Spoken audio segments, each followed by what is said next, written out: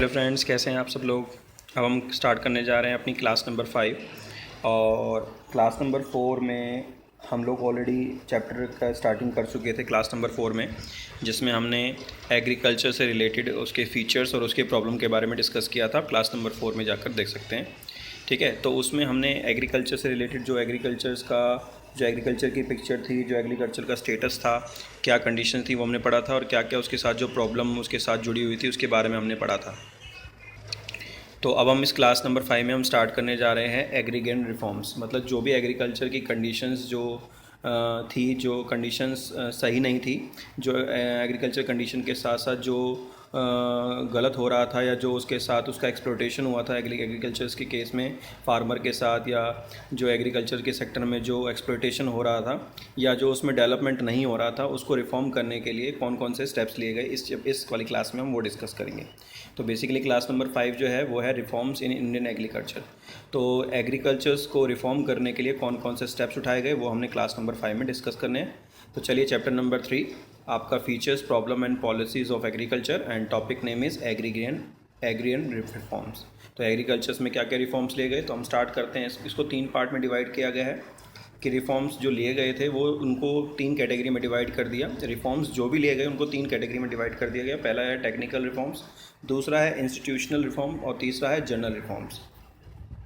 तो सबसे पहले हम बात करते हैं टेक्निकल रिफॉर्म की। टेक्निकल रिफॉर्म्स का मतलब है कि जो कल्टीवेशन के लिए, जो फार्मिंग करने के लिए, जो ज़मीन की खेती बाड़ी करने के लिए जिन भी चीज़ों की हमें ज़रूरत होती थी, चाहे वो हम फर्टिलाइज़र की बात करें, चाहे वो हम सीड्स की बात करें, पेस्टिसाइड्स की बात करें, या मशीनों की बात करें, या हमारे काम करने की तरीके की बात करें, तो उसे हम टेक्निकल रिफॉर्म्स बोलते हैं। तो स्टार्ट करते हैं हम टेक्निकल रिफॉर्म से। सबसे पहला टेक्निकल रिफॉर्म्स में पहला पॉइंट है use of HYV seeds. HYV seeds का मतलब ये है कि खेती को बढ़ाने के लिए, जो हमें क्रॉप्स को हेल्दी बनाने के लिए या क्रॉप्स से सरप्लस हासिल करने के लिए, मतलब अगर हम चाहते थे कि क्रॉप्स हेल्दी हों, भरपूर हों और ज़्यादा से ज़्यादा मात्रा में क्रॉप्स, जितना हम चाहते हैं प्रोडक्शन, वो उतनी मात्रा में प्रोडक्शन, हमारा खेती से जो हम प्रोडक्शन चाहते हैं, हम ज़मीनों से प्रोडक्शन चाहते हैं, आउटपुट चाहते हैं, उतना आउटपुट हमें मिले। तो उसके लिए हमें क्या करना था, ऐसे सीड्स का इस्तेमाल करना था जिन सीड्स का इस्तेमाल करने के बाद हमारी जो खेती है, क्रॉप्स है, फसलें हैं, वो हेल्दी हों और सरप्लस में हों। हेल्दी का मतलब अच्छी खेती हो और प्लस क्वालिटी अच्छी हो और प्लस सरप्लस में हो। सरप्लस का मतलब जितनी हम प्रोडक्शन चाहते हैं उतना प्रोडक्शन हो। कई बार क्या होता था कि हम अच्छे बीजों का जब इस्तेमाल नहीं करते थे तो ना तो क्रॉप्स हमारी हेल्दी होती थी, ना ही जितना प्रोडक्शन हमने सोचा होता था उतना प्रोडक्शन होता था। तो बेटर क्वालिटी ऑफ सीड्स के इस्तेमाल करने से we can makes our crops healthy and surplus. ना next point is use of chemical fertiliser. Fertiliser का मतलब होता है कि ऐसे चीज़ें जो एक क्रॉप्स के न्यूट्रिएंट्स के लिए ज़रूरत होती हैं। हर क्रॉप, जैसे हमें अपनी बॉडी के लिए न्यूट्रिएंट्स की ज़रूरत होती है, ठीक है, हमें विटामिन्स की ज़रूरत होती है, कैल्शियम की ज़रूरत होती है, प्रोटीन की ज़रूरत होती है। इसी तरीके से प्लांट्स को भी न्यूट्रिएंट्स की ज़रूरत होती है और वो न्यूट्रिएंट्स फर्टिलाइज़र से दिए जाते हैं प्लांट्स को। तो तभी प्लांट्स ग्रो करता है, तभी क्रॉप्स ग्रो करती हैं। और वो न्यूट्रिएंट्स कौन कौन से होते हैं प्लांट के लिए, जैसे नाइट्रोजन हो गया, फास्फोरस हो गया, पोटाशियम हो गया।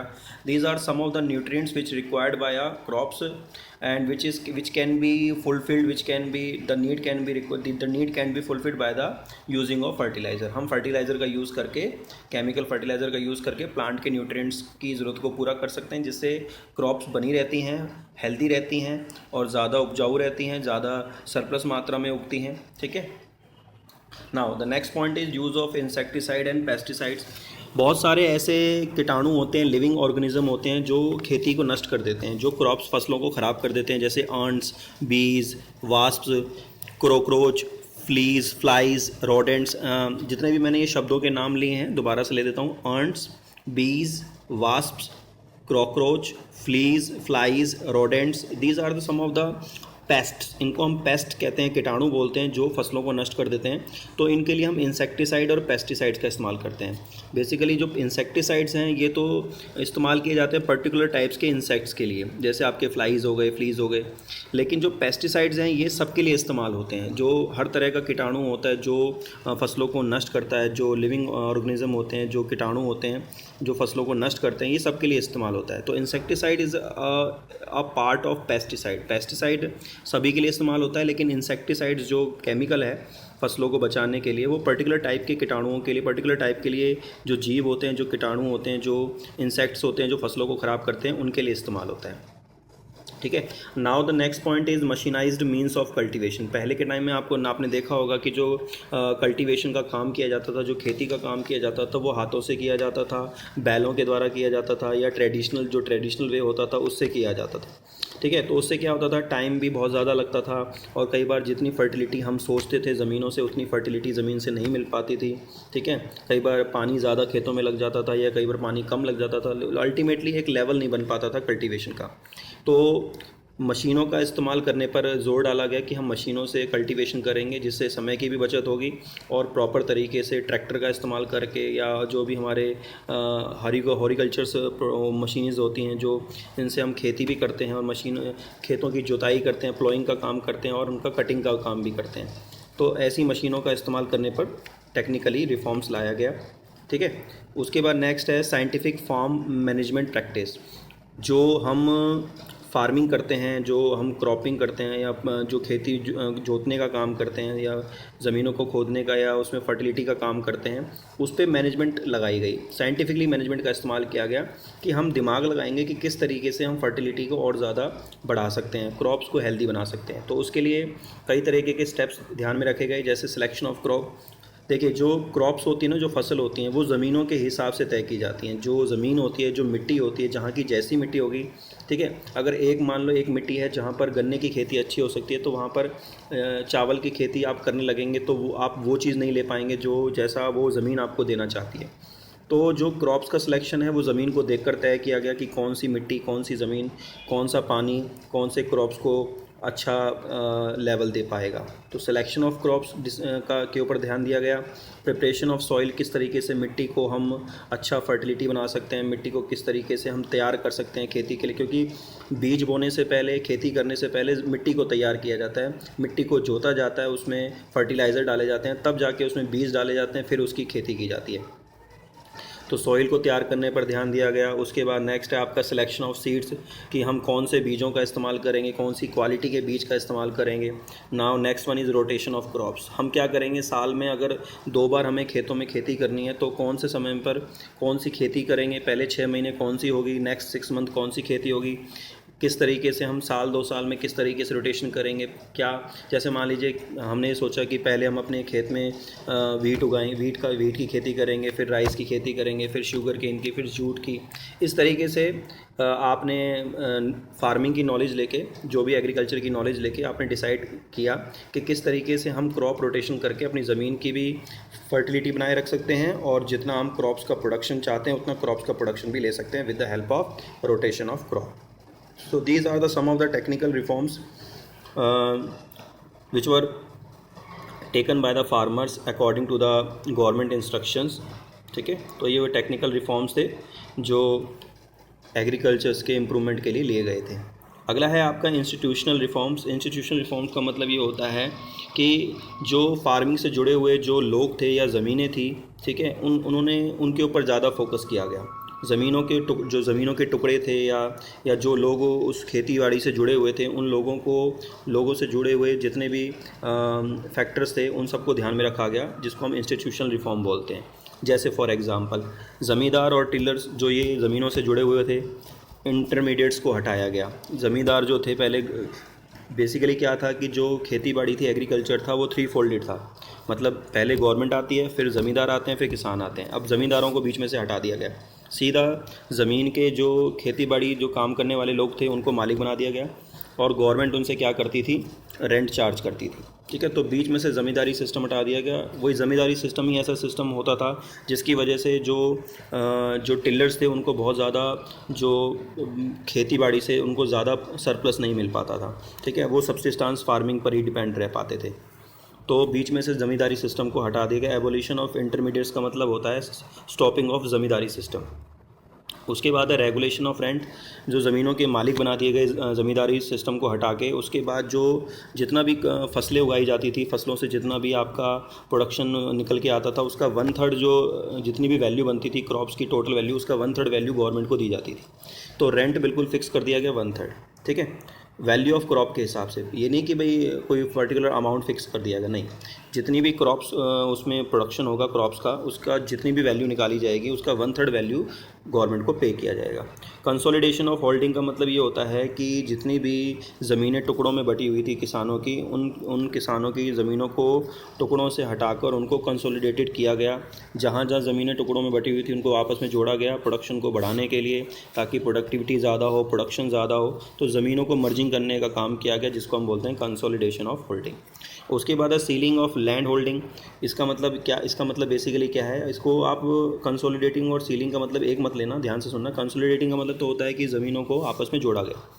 सीलिंग ऑफ लैंड होल्डिंग का मतलब ये होता है कि जिन किसानों के पास ज़मीनें एक्सेस सरप्लस में थी, जैसे मान लीजिए किसी के पास 1.5 हेक्टेयर ज़मीन है, तो गवर्नमेंट ने फिक्स कर दिया कि एक किसान 1 हेक्टेयर में खेती करेगा, और 1 हेक्टेयर के बाद जितनी भी ज़मीन एक्स्ट्रा होगी वो उन किसानों को दे दी जाएगी, उन लोगों को दे दी जाएगी जिनके पास ज़मीनें है ही नहीं, जो लैंडलेस लेबर हैं या जिनके पास छोटे छोटे ज़मीनों के टुकड़े हैं।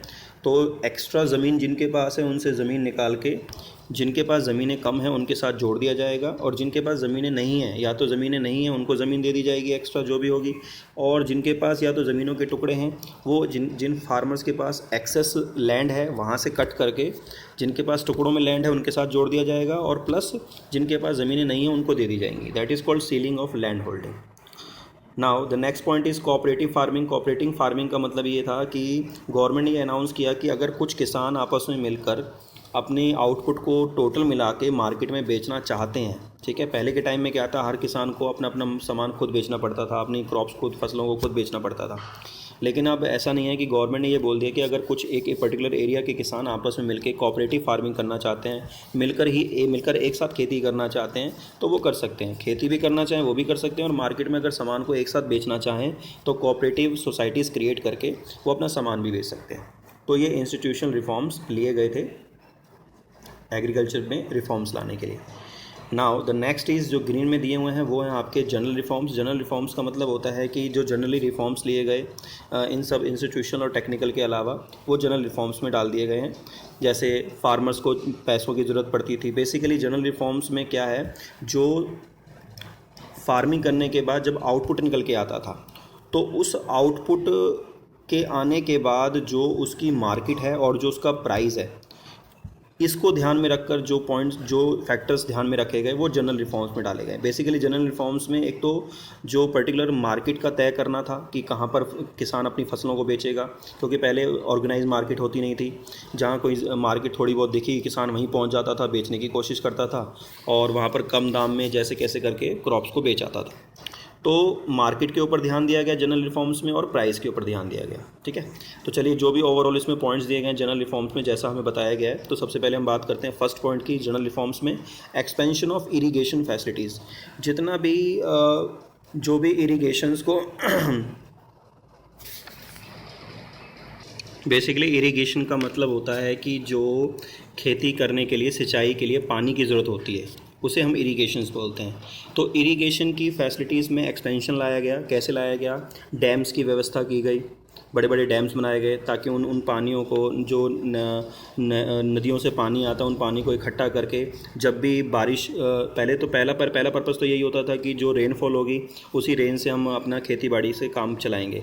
लेकिन बाई चांस अगर रेन नहीं हुई तो हम क्या करेंगे, उस केस में बहुत सारे सोर्सेज को क्रिएट किया गया, जैसे डैम्स बनाए गए, पानी को रोका गया नदियों से, कैनाल बनाए गए खेतों के जगह पर, खेतों के आसपास नहरों को तैयार किया गया, नदियों के पानियों का रास्ता मोड़ा गया, नहरों को तैयार किया गया, डैम्स को तैयार किया गया, ठीक है, और प्लस ट्यूबवेल का ज़मीनों के नीचे से पानी को निकालने का साधन बनाया गया। तो that is called, we can say that are the various methods of irrigations like dams, creation of dams, creation of canals, creation of we can say that tube wells, ठीक है। तो इनका इस्तेमाल किया गया इरिगेशन फैसिलिटीज़ में। अगला है बहुत सारे किसान ऐसे थे, कई बार उनको हाई फर्टिलाइज़र्स और हाई यील्डिंग वैरायटी सीड्स की ज़रूरत पड़ती थी, लेकिन उनकी वैल्यूज़ को ध्यान में रखते हुए कई बार किसान उनको नहीं खरीद पाते थे due to the lack of finance. तो फाइनेंस की सुविधा देने के लिए बहुत सारे कोऑपरेटिव्स ब्रांचेस को बनाया गया, कोऑपरेटिव ऑर्गेनाइजेशन को बनाया गया, जिसमें गवर्नमेंट की तरफ से उन ऑर्गेनाइजेशन को बनाकर किसानों को लोन देने की मदद की गई। तो प्रोविज़न ऑफ क्रेडिट का काम भी किया गया, जैसे मैंने यहाँ पर शॉर्टकट में लिखा हुआ है CCS, क्रेडिट कोऑपरेटिव सोसाइटीज़ बनाई गई, रूरल डेवलपमेंट बैंक बनाया गया। ठीक है, प्राइमरी मैं फुल फॉर्म बता देता हूँ। CCS का मतलब होता है क्रेडिट कोऑपरेटिव सोसाइटीज़। RDB का फुल फॉर्म है रूरल डेवलपमेंट बैंक। PACS का मतलब है primary agriculture credit societies. PCA&RB इसका मतलब है primary credit agriculture and rural bank. और नाबार्ड जो देश का सबसे बड़ा बैंक था, जिसने रूरल एरिया को डेवलपमेंट करने में, एग्रीकल्चर को डेवलपमेंट करने में सबसे बड़ा रोल प्ले किया था। National bank for agriculture and rural development, agriculture और रूरल एरिया के डेवलपमेंट में सबसे जो एग्जिम बैंक है, जो वो है संस्था है, वो यही है। इसके अंडर में सारी संस्थाएं रेगुलेट होती हैं, कंट्रोल में देखी जाती हैं कैसे काम कर रही हैं। तो ये सब संस्थाओं ने मिलकर हमारे कंट्री के एग्रीकल्चर को डेवलप करने के लिए, उसको एक्सपेंड करने के लिए, उसको इम्प्रूव करने के लिए लोन की फॉर्म में किसानों को मदद देने के लिए, ताकि किसान यहाँ से लोन लेके high yielding varieties seeds, fertiliser seeds का और क्या कहते हैं आपके फर्टिलाइज़र का, पेस्टिसाइड का इस्तेमाल करके क्रॉप्स को हेल्दी और सरप्लस में ला सकें। उसके बाद है regulated market and cooperative market societies. Government ने क्या किया, गवर्नमेंट अपनी तरफ से कुछ मार्केट्स को बनाया गया। ठीक है, हर रूरल एरिया में मार्केट्स को सेट किया गया, जहाँ पर जो परचेज़र थे, जो होलसेलर थे, जिनको वीट या राइस चाहिए होता था, या जो भी आपकी और फूड ग्रेन्स चाहिए होते थे, उस पर्टिकुलर मार्केट में वो आते थे, या गवर्नमेंट खुद आती थी और किसानों से वो एक पर्टिकुलर एरिया में आके उनसे क्रॉप्स, जो ज़मीनों से जो खेती होती थी, फार्मिंग होती थी, जो क्रॉप्स निकल के आती थी, वो क्रॉप्स परचेज़ करती थी। उसमें प्राइवेट और गवर्नमेंट दोनों इंस्टीट्यूशंस आते थे परचेज़ करने के लिए फार्मर से। तो पर्टिकुलर एक सोसाइटी बनाई गई, एक क्या कहते हैं आपका, एक पर्टिकुलर मार्केट बनाई गई, अब जहाँ पर जाकर किसान अपने फसलों को ले जाता था और वहाँ पर बेचने के लिए तैयार रहता था। और साथ के साथ प्राइस सपोर्ट पॉलिसी को भी बनाया गया। गवर्नमेंट ने एक मिनिमम एश्योरेंस प्राइस सेट किया गया। हर साल क्या होता था कि जैसे प्रोडक्टिविटी को देख के, फसलों को ध्यान में रखकर जो उसका प्राइस होता था, वो प्राइस गवर्नमेंट डिसाइड करती थी। जैसे मान लीजिए वीट का प्राइस गवर्नमेंट डिसाइड किया कि भाई 1 क्विंटल 1500 रुपीज़ के हिसाब से ये हमारा फिक्स प्राइस है, मतलब 1500 रुपये से किसानों से कोई भी कम रेट पर कोई भी गेहूं को नहीं खरीदेगा। राइस का प्राइस सेट किया गया। तो जितनी भी पूरे कंट्री में एग्रीकल्चर में जो भी क्रॉप्स एक फ़िक्स प्राइस सेट किया गया एग्रीकल्चर में फार्मर्स के लिए, जिसमें वो फ़िक्स प्राइस के हिसाब से मार्केट में जाकर फार्मर्स पर्टिकुलर प्राइस के हिसाब से अपनी क्रॉप्स को सेल करने की कोशिश करता था। उससे उनको एक माइंड में साइकोलॉजिकल ये रहता था कि भाई हमें इतना पर्टिकुलर प्राइस अपनी क्रॉप्स का मिलेगा ही मिलेगा। और उसके अलावा वो बार्गेनिंग भी कर सकते थे। अगर उनको लगता था कि भाई डिमांड ज़्यादा है, तो वो उस फिक्स प्राइस से ज़्यादा भी अपने प्राइस को मोल्ड करके ज़्यादा प्राइस में भी अपनी क्रॉप्स को सेल कर सकते थे। So these are the some of the categories of and including some of the points for agrarian reforms which are taken by the government in the agriculture sectors। तो ये आपका एग्रीगेन रिफॉर्म्स था, जिसकी help से agriculture में development लाया गया और क्रॉप्स को हेल्दी और सरप्लस में लाने के लिए काम किया गया। Thank you.